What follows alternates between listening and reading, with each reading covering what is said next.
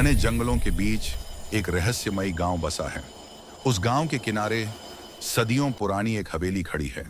कहा जाता है कि रात होते ही उस हवेली के दरवाजे अपने आप खुल जाते हैं, खिड़कियां कांपने लगती हैं और परछाइयां जिंदा होकर चलने लगती हैं। आज डिटेक्टिव राज इस भूतिया हवेली का सच जानने पहुंचे हैं, लेकिन इस कहानी की शुरुआत कहीं और से होती है। तो चलिए धीरे धीरे फ्लैशबैक में चलते हैं।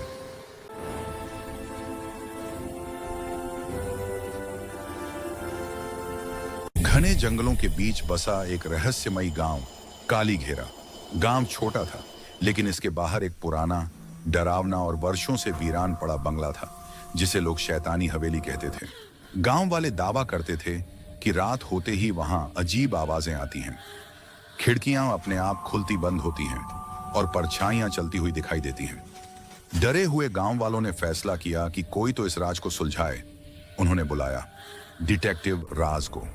अगली सुबह डिटेक्टिव राज अपनी काली ट्रेंच कोट, ब्राउन हैट और टॉर्च के साथ काली घेरा पहुंचते हैं। हवेली उन्हें दूर से ही अजीब सी लगती है। टूटी खिड़कियां, झूलती बेलें और एक अजीब सी खामोशी। पहला सुराग, खिड़कियों की सरसराहट। जैसे ही राज हवेली में कदम रखते हैं, एक ठंडी हवा का झोंका उन पर लगता है। लेकिन राज तुरंत नोटिस करते हैं कि हवा किसी एक दिशा से नहीं, बल्कि ऐसे बह रही है जैसे कोई अंदर चल रहा हो। दरवाजे के पास उन्हें जली हुई लकड़ियों और राख का ढेर मिलता है। राज बारीकी से देखते हैं, ये किसी रात में किए गए टोटके जैसा लग रहा था।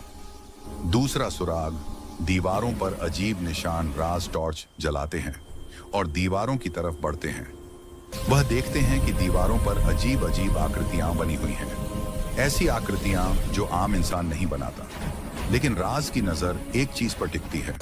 हर निशान एक ही दिशा में इशारा कर रहा है, तहखाने की तरफ। तीसरा सुराग, तहखाने में परछाई। राज आहिस्ता आहिस्ता सीढ़ियां उतरते हैं। नीचे गहरा अंधेरा था। टॉर्च की रोशनी आगे बढ़ती है और तभी राज देखता है एक लंबी परछाई जो कोहरे के बीच हिलती हुई दिखाई देती है। राज रुक जाते हैं। परछाई धीरे धीरे गायब हो जाती है। राज समझ जाते हैं ये कोई भूत नहीं, ये किसी इंसान की चाल है।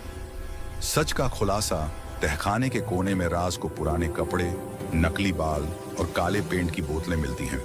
पर इससे भी बड़ा राज छिपा था, एक छिपा हुआ दरवाजा।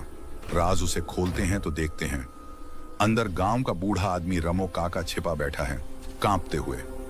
राज पूछते हैं, रामो काका, ये सब आप कर रहे थे? रामो रोते हुए सच बता देता है, बाबू, ये हवेली असल में किसी और की है। कुछ लोग इसे कब्जा करना चाहते थे। मैंने लोगों को डराने के लिए ये सब ड्रामा किया ताकि कोई यहाँ पास भी ना आए। असली ट्विस्ट, परछाई कौन थी? राज रामो काका को लेकर बाहर आते हैं। सारे गांव वाले जमा हो जाते हैं। राज धीरे धीरे पूरी सच्चाई सबको बता देते हैं। लेकिन कहानी यहाँ खत्म नहीं होती। जैसे ही राज और गांव वाले हवेली से दूर जाने लगते हैं, ऊपर की खिड़की में अचानक एक असली परछाई खड़ी दिखाई देती है। वह कुछ पल तक खामोशी से देखती है, धीरे धीरे पीछे हटती है और गायब हो जाती है। राज हवेली की तरफ मुस्कुराकर देखते हैं और कहते हैं, लगता है कुछ राज अभी भी बाकी है। हवा तेज चलती है और हवेली का टूटा हुआ दरवाजा अपने आप खटाक से बंद हो जाता है। दी एंड।